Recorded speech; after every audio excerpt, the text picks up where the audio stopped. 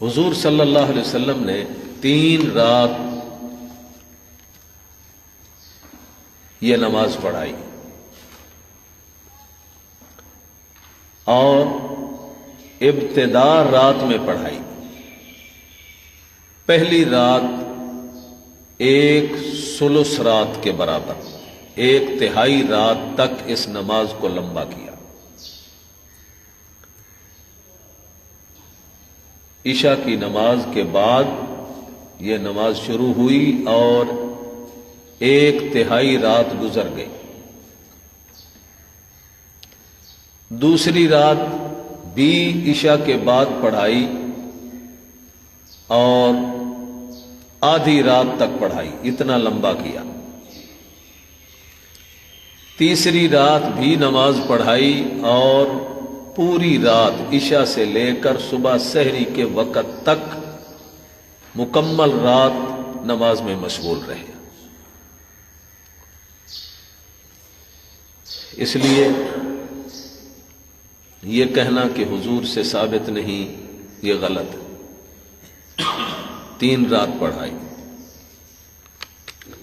چوتھی رات بھی صحابہ شوق میں پھر آئے، لیکن حضور اپنے اعتکاف والے حجرے سے نہیں نکلے۔ صحابہ کی آوازیں اور ان کا کھنگھورنا وہ حضور سنتے رہے، لیکن جان بوجھ کے نہیں نکلے۔ صبح کی نماز کے وقت میں نماز پڑھانے کے بعد کہا، میں تمہارا شوق سن رہا تھا، تمہارے کھنگھورنے کی آواز بھی سن رہا تھا، لیکن جان بوجھ کے نہیں نکلا۔ اگر میں چوتھی رات پڑھا جاتا تو یہ نماز تمہارے اوپر فرض ہو جاتی، اور پھر تم فرض کو اگر نہ عمل کرتے، سستی کرتے، زیادہ گناہ گار ہوتے۔ اب یہ سنت کے درجے میں ہے، اگر پڑھو گے ثواب ہوگا، نہ پڑھو گے تو وہ گناہ نہیں ہوگا جو فرض کے ترک پر ہوتا ہے۔ تو میں نے تمہارے اوپر شفقت کرتے ہوئے چوتھی رات نہیں پڑھائی، خود پڑھو۔ پھر حضور کے دور میں انفرادن صحابہ پڑھتے رہے، باجماعت نہیں پڑھی۔ پھر ابو بکر کے دور میں بھی انفرادی ہر بندہ الگ الگ یہ نماز پڑھتا تھا۔ حضرت عمر کے دور میں باجماعت ایک امام کے پیچھے مقرر کر کے ان کو کھڑا کیا، تو اس کے بعد اس کی جماعت شروع ہوئی۔ جماعت شروع ہوئی بعد میں، نماز پہلے سے موجود تھی، ورنہ سوچو کہ اگر ایک نماز حضور سے ثابت نہیں تو کیا صحابہ نے یہ بدعت جاری کی؟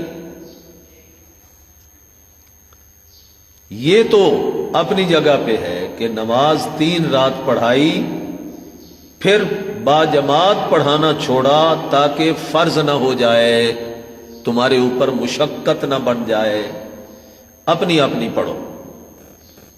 لوگ اپنی اپنی پڑھتے رہے، ابو بکر صدیق کے دور میں بھی اپنی اپنی پڑھتے رہے۔ حضرت عمر نے پھر ان کو، چونکہ 3 رات حضور سے باجماعت ثابت تھی، اب نماز بھی ثابت تھی، جماعت کا ہونا بھی ثابت، تو حضرت عمر نے کہا میں ان کو جماعت کے ساتھ اگر پڑھانے کا حکم دوں تو یہ زیادہ بہتر ہوگا۔ اور صحابہ کا عمل ہمارے لیے سنت، صحابہ کا عمل ہمارے لیے، کیونکہ خود حضور نے فرمایا علیکم بسنتی وسنت الخلفاء، میرے طریقے کو لازم پکڑو، صحابہ کے طریقے کو لازم پکڑو۔ اس لیے یہ کہنا کہ یہ حضور سے ثابت نہیں، یہ جہالت ہے، ناواقفیت ہے۔ کوئی ایسا عمل جو بالفرض حضور سے ثابت نہیں اور صحابہ بھی اس کو کرنا شروع کر دیں خلفاء، تو وہ بھی کیا ہے؟ وہ بھی شریعت کا جز بن جاتی ہے۔ علیکم بسنتی وسنت الخلفاء الراشدین۔ اب دیکھو، یہ جمعے کی جو پہلی اذان ہم دیتے ہیں، یہ حضور کے دور میں نہیں تھی، حضور کے دور میں خطبے سے پہلے جو ہم دوسری اذان دیتے ہیں، یہ اذان دی جاتی تھی، صحابہ پہلے سے مسجد میں جمع ہوتے تھے، اذان ہوتی اور عربی خطبہ شروع ہو جاتا۔ حضور کے دور میں یوں چلتا رہا، حضرت ابوبکر صدیق کے دور میں یوں چلتا رہا، حضرت عمر کے دور میں بھی یوں ہی چلتا رہا۔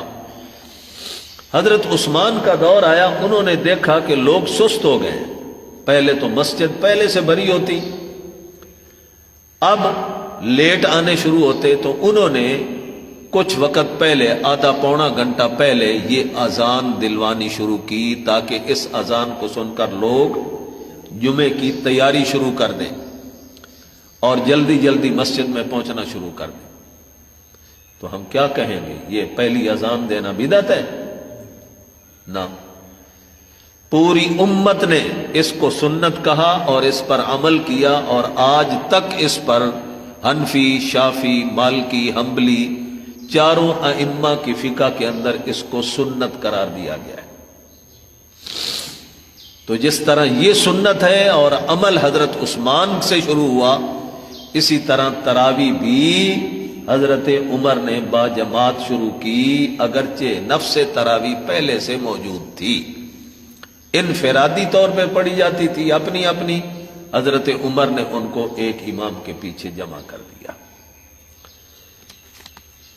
دوسرا سوال ہے، نماز تراویح میں ہر ترویحہ کے بعد جو دعا پڑھی جاتی ہے وہ بدعت ہے، تو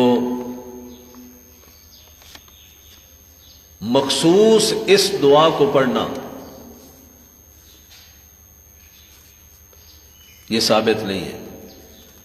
یہ اللہ کی عظمت اور اللہ کی حمد و ثنا کے بڑے اچھے کلمے ہیں، اگر پڑھ لو ثواب ہے، نہ پڑھو کوئی گناہ نہیں۔ اس دعا کی بجائے اور کوئی دعا پڑھ لو، سبحان اللہ و بحمدہ، سبحان اللہ العظیم پڑھتے رہو، استغفر اللہ پڑھتے رہو، درود شریف پڑھتے رہو۔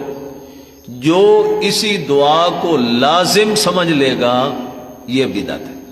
بدعت کی تعریف یہ ہے کہ ایسے کام کو لازم سمجھ لیا جائے جو حضور سے ثابت نہیں، تب بدعت بنتی ہے۔ اگر لازم نہیں سمجھتا، پڑھ لے ٹھیک ہے، نہ پڑھے تب بھی ٹھیک ہے۔ اور اگر کوئی اور ذکر کے الفاظ ہیں، لا الہ الا اللہ وحدہ لا شریک لہ، لہ الملک و لہ الحمد وہو علی کل شیء قدیر، یا سبحان اللہ والحمد للہ ولا الہ الا اللہ اللہ اکبر ولا حول ولا قوۃ الا باللہ العلی العظیم، کوئی سا ذکر بھی کرتے رہو، نہ کرو چپ کر کے بیٹھے رہو، یہ بھی جائز ہے۔ ہاں،